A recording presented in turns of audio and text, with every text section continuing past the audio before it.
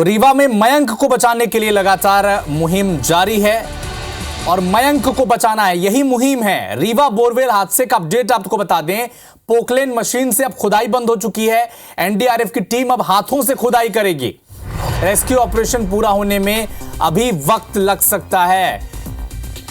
करीब 25 घंटे से रेस्क्यू ऑपरेशन चल रहा है। शुक्रवार दोपहर 3 बजे बोरवेल में मयंक, जिसकी उम्र 6 साल है, वो गिरा था। अब तक मयंक की कोई लोकेशन मिली नहीं है। सबसे खास बात यह है कि 3 दिन 25 घंटे लगभग हो चुके हैं। 70 फीट गहरे बोरवेल के गड्ढे में मयंक, 6 साल का एक बच्चा फंसा हुआ है, लेकिन अब तक उसकी लोकेशन नहीं मिली है। एनडीआरएफ की टीम, पुलिस बल, प्रशासन, ये सब वहां पर मौजूद हैं। एम्बुलेंस के साथ डॉक्टर भी तैनात किए गए हैं। टनल के जरिए बोरवेल के आखिरी छोर तक पहुंचने की कोशिश है। 60 फीट की जो खुदाई है वो हो चुकी है और 10 फीट का जो फासला है यही बाकी है। आखिरी छोर में मयंक है। टनल के जरिए मयंक तक पहुंचने की कोशिश है।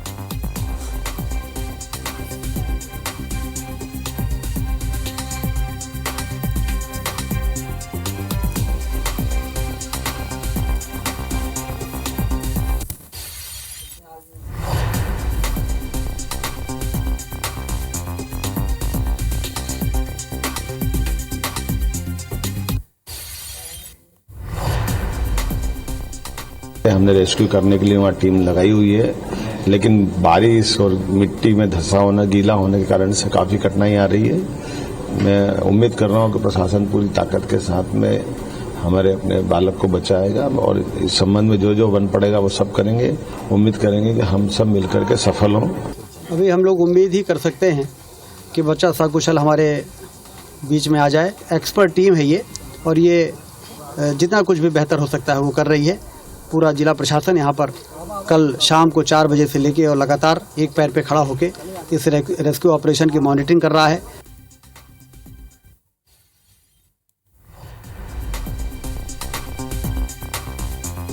मृदुल पांडे हमारे सहयोगी इस वक्त हमारे साथ फोन लाइन पर जुड़े हुए हैं। मृदुल, क्या अपडेट? अभी जब तक आखिरी बार आपसे बात हुई थी 60 फीट तक खुदाई हो चुकी थी, अभी क्या स्थिति है? क्या मयंक की कोई लोकेशन मिल पाई है? देखिए, इस पूरी खबर में सबसे चिंताजनक बात यही है कि पिछले 25 घंटे से रेस्क्यू चल रहा है और 28 घंटे हो चुके हैं मयंक को उस बोरवेल में गिरे। मयंक की ना तो कोई खबर है, ना तो मयंक का किस हाल में है इस बात की कोई पुष्टि है, ना तो मयंक को अब तक देखा गया है। ये सबसे बड़ी चिंता वाली बात है। जब मैं मौके पर दोपहर में के वक्त उनके परिजन से बात कर रहा था तो उनका कहना था कि जब वो बोरवेल में गिरा था तो तकरीबन 1 घंटे तक उसकी आवाज आ रही थी।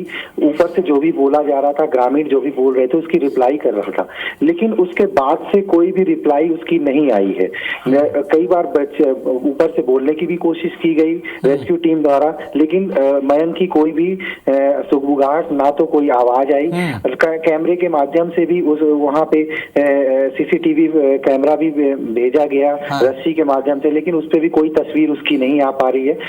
फलारी काफी मात्रा में इकट्ठा हो गई है, जो खेतों में रहती है वो बोरवेल में नीचे चली गई है और काफी मलबा जैसी स्थिति नीचे बन गई। तो उसका अनुमान लगाया जा रहा है कि उसके नीचे वो दबा हुआ है। जो एक पैरेलल 300 फीट दूरी से गड्ढा खोदा गया पोकलेन मशीन द्वारा और आखिरी छोर तक जब बोरवेल के पास गया, वहां पे हॉरिजॉन्टल एक पाइप डालकर टनल बनाने की कोशिश की जा रही है। अब मशीनों से काम को खुदाई को रोक दिया गया। अब जो रेस्क्यू है, एनडीआरएफ की टीम टनल बनाकर और बोरवेल तक जाने की कोशिश कर रही है। बीच में ऐसी खबरें आई कि उनका एक अनुमान गलत हो गया, गलत जगह पे पॉइंट लगा दिया, तो वो 5 फीट गड्ढा बड़ी मुश्किल से कई घंटों में खोदा गया, लेकिन वो गलत डायरेक्शन में चला गया।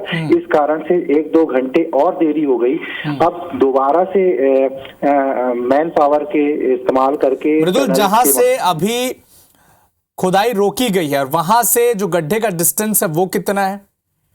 तकरीबन 6 फीट बताया जा रहा है। जहां पोकलेन मशीन 6 फीट पहले तक गड्ढा खोदी है और 300 मीटर दूर 300 फीट दूर से स्लोप बनाकर उस पॉइंट तक पहुंचा गया और अब टनल बनाकर हॉरिजॉन्टल टनल बनाई जा रही है ताकि 6 फीट गड्ढा मैनुअल खोदा जाए, ताकि मशीनों से खोदने पे यदि मयंक वहां पे फंसता तो उसे नुकसान पहुंच सकता है, इसलिए अब मैनुअली ही वहां पे खोदा जा सकता है। बड़ी मशीनों का इस्तेमाल नहीं किया जा सकता क्योंकि उसको क्षति पहुंच सकती है। इसलिए इन सब चीजों को ध्यान में रख के, और बता दूं कि अब तक जिला प्रशासन के हाथ खाली हैं और किसी प्रकार की, यानी हमारे संवाददाता मृदुल पांडे बता रहे हैं कि अभी पोकलेन मशीन से खुदाई बंद हो चुकी है, जो टनल बनाया जा रहा है वहां से गड्ढे की जो दूरी है वो 6 फीट बची हुई है और अब इसे पोकलेन मशीन से नहीं बल्कि हाथों से खोदा जाएगा। इसकी खुदाई अब हाथों से होगी ताकि किसी तरह का हादसा ना हो। मृदुल, मैं आपसे यह भी समझना चाहूंगा कि जो डिस्टेंस 6 फीट का बचा है, वह जो 5 फीट का डिस्टेंस एक्स्ट्रा खोद दिया गया था, क्या उसकी जो डायरेक्शन थी अब एग्जैक्ट लोकेशन पे पहुंच गई है? टीम को पता चल गया है कि यहां यही रास्ता है जहां पर 5 फीट की खुदाई करनी है? देखिए, हम ये आपको बता दें, जब रेस्क्यू शुरू हुआ है, ये पूरा रेस्क्यू ही अनुमान लगा के किया जा रहा है, किसी को कोई लोकेशन नहीं है।